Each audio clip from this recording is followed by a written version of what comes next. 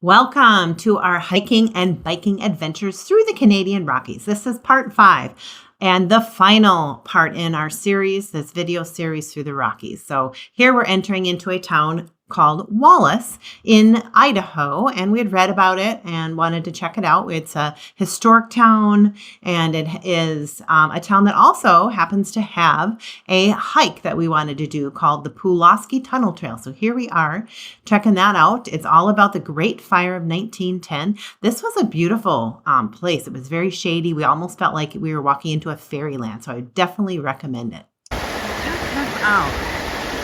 We have water along this whole hike. Wow. That is so cool.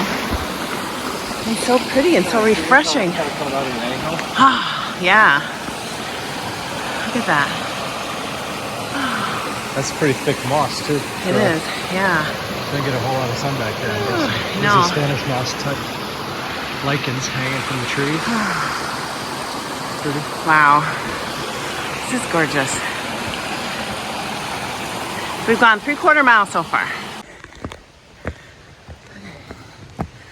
We are in the last quarter of this hike on the Pulaski Tunnel hike in Idaho. And the last 3/4, or 1/4 of this hike is supposed to be the steepest. So we're in the steep part right now. I should probably be watching my footing, but almost there. Pulaski Tunnel. We're going to the tunnel where the miners the firefighters tried to hide from the fire. Learning all about this town here, Wallace. And Ed Pulaski. Gonna find the tunnel right here.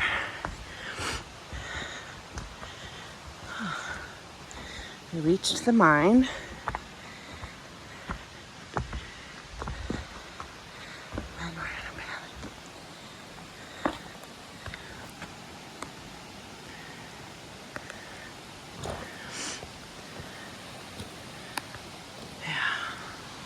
Very historic type of hike, learning all about this whole town and what happened in the fire of 1910.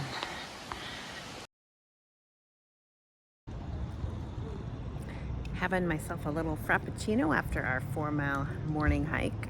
We found in the town of Wallace right now, we found this cute little 1910 coffee shop right on the corner there. So we're gonna get our little coffee, walk around this town. It's really cute. We're gonna go to the center of the universe. Not officially, but there's the Trump car.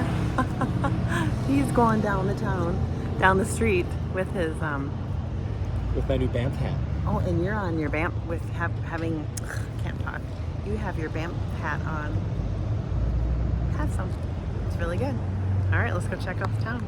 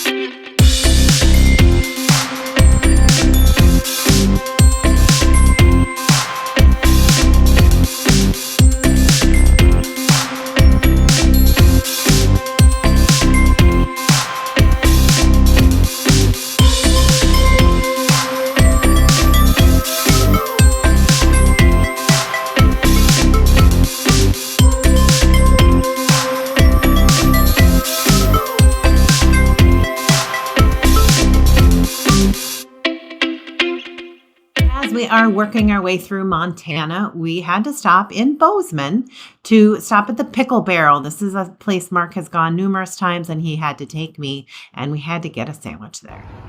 Okay, this is the Pickle Barrel we're at. First bite for Mark.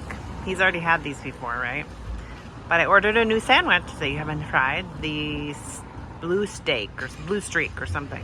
Got blue cheese and steak. Looks good and messy, and it's kind of large. How am I going to eat this? Because we split a hole. That is a lot of sandwich. So after getting a great sandwich there at the Pickle Barrel, we left the next morning out of the Bozeman area. We are now headed toward the Beartooth Highway to do the Beartooth Pass. So buckle up and get ready for a ride.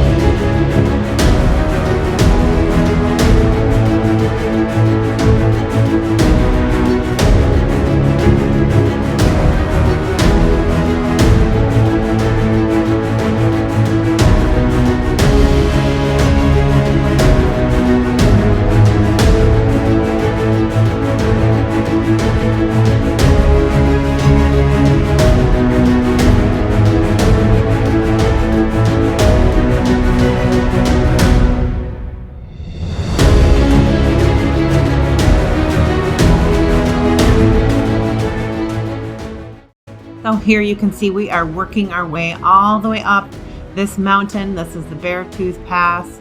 We're working our way up to the top.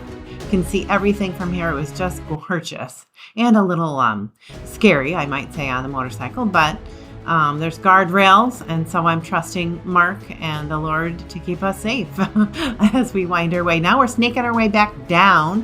What goes up must come down, so now we are heading our way back around the other side of this beautiful Beartooth Pass. It was so gorgeous.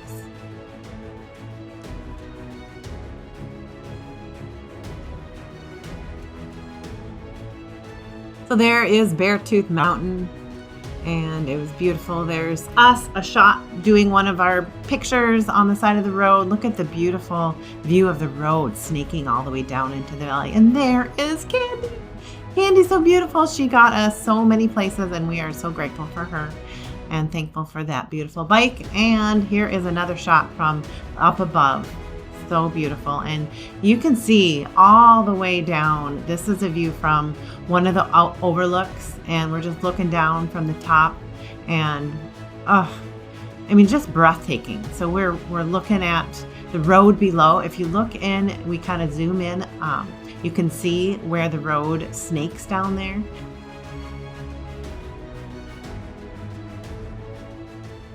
And wouldn't you know, we run into a few cows on the road. You know, you see these signs everywhere that say cattle crossing, and oftentimes we don't see any cows, but this time we did. So I'm waving to the cows. There were a lot of them. They were everywhere. And so we just had to slow down and watch the cows go by. Bye-bye, cows.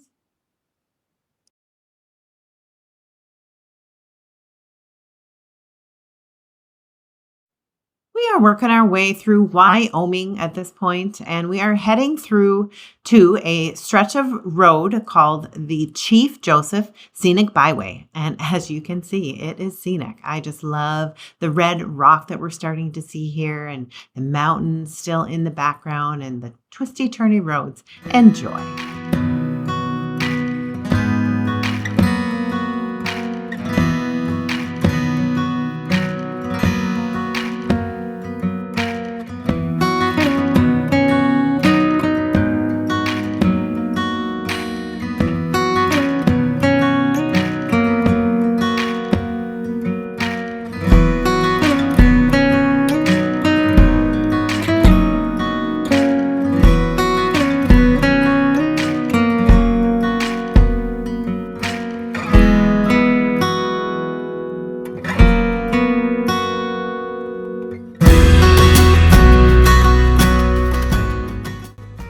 We did end up staying overnight in Spearfish, South Dakota, and then really just left the next morning heading home to Minnesota. We did notice, though, quite the clouds and the fog. We really ran through quite a bit of fog, and it was kept getting worse and worse, but nothing we haven't, seen before, and we just kept trucking and trying to get ourselves home.